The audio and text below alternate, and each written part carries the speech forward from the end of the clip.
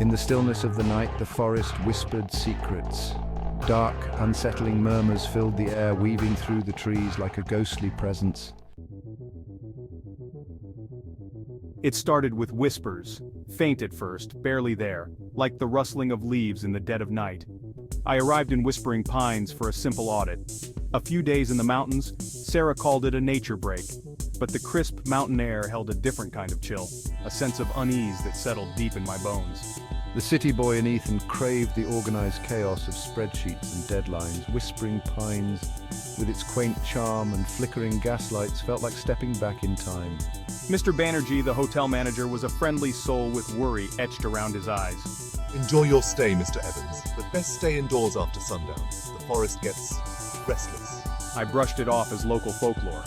The audit, however, proved more complex than expected. Numbers blurred into long nights poring over ledgers, exhaustion gnawing at my sanity. Day 3. Sleep became a distant memory. The whispers, once faint, became a constant chorus in my head. Fear, cold and primal, coiled in my stomach. The staff, initially jovial, became eerily quiet. One night, cornering a young maid, I blurted out my experience. The Echo Walker, sir. It mimics voices luring you into the woods, never to be seen again. Echo Walker? Ridiculous. Yet a shiver ran down my spine.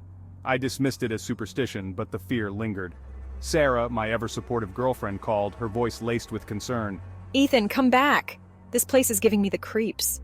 Relax, it's just old stories. I'll finish the audit and be back in your arms before you know it. A lie. The whispers had Ethan questioning everything. Was he really hearing things, or was there a darkness in these woods? Exploring the dusty corners of my room, I stumbled upon a faded diary hidden behind a loose floorboard. It belonged to a previous guest. Missing, presumed lost in the woods. The diary entries were chilling, descriptions of disembodied whispers, a growing sense of paranoia, and finally, an attempt at a ritual to silence the entity. A cold sweat formed on Ethan's brow. This wasn't folklore, someone else had experienced this. Hope flickered, then burned brighter. Sarah, always the believer in the paranormal, urged me to follow the ritual.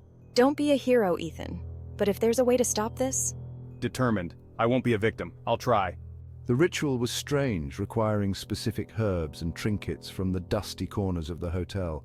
Fear warred with newfound resolve as Ethan ventured out into the forest on the night of the full moon. Whispering voice filled with terror. Show yourself. Who are you? The whispers reached a crescendo, a terrifying chorus that seemed to pierce Ethan's very soul. Panic surged through him. He dropped the camera, scrambling back, the figure in the distance growing larger. Darkness, silence, then the sound of frantic breathing. The video flickers back on, revealing a disoriented Ethan stumbling through the undergrowth. Gasping for air, voice hoarse. Where am I? What happened? Dawn breaks. Ethan finds himself at the edge of the woods, a few hundred yards from the hotel. His clothes are torn, scratched, but otherwise unharmed. The camera, thankfully, was still strapped to his backpack. Back in the hotel room, Ethan packs his things, a sense of dread replacing the fear. The mystery remains unsolved.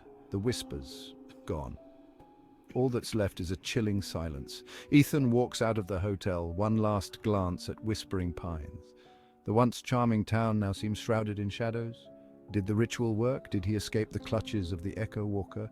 Or was it all a terrifying hallucination brought on by stress and isolation? The window in Ethan's room is ajar, a single white feather resting on the windowsill. It wasn't there before, feathers weren't mentioned in the ritual. A cold dread washes over him. Ethan calls Sarah, his voice trembling. She doesn't pick up. Panic starts to claw at the edges of his sanity. Back in the city, the comfort of Ethan's apartment feels like a distant dream. The nightmares, however, are vivid, endless, dark woods, echoing whispers, and a pair of glowing eyes in the distance. Days turn into weeks. No sign of Sarah. The police are skeptical, brushing it off as a missing person case, but Ethan knows better. The Echo Walker took her. Or maybe it took him, and this is all some elaborate nightmare. One night, a familiar voice whispers in Ethan's ear, barely audible. It's Sarah, her voice filled with terror. Ethan, help me! Ethan jolts awake, drenched in sweat. The white feather is gone, Was it a dream or a chilling warning? The answer, like the fate of Whispering Pines and the secrets it holds, remains hidden in the whispering shadows of the forest. The video fades to black. Upbeat music plays, contrasting the unsettling story. Did Ethan escape the Echo Walker's clutches? Did he lose himself in the whispers of the woods? Was Sarah a victim, or is she trapped somewhere waiting to be found? The answer lies buried in the secrets of Whispering Pines, a chilling reminder that sometimes the most terrifying things lurk not in the dark, but in the whispers we choose to ignore. End screen with links to your channel and social media.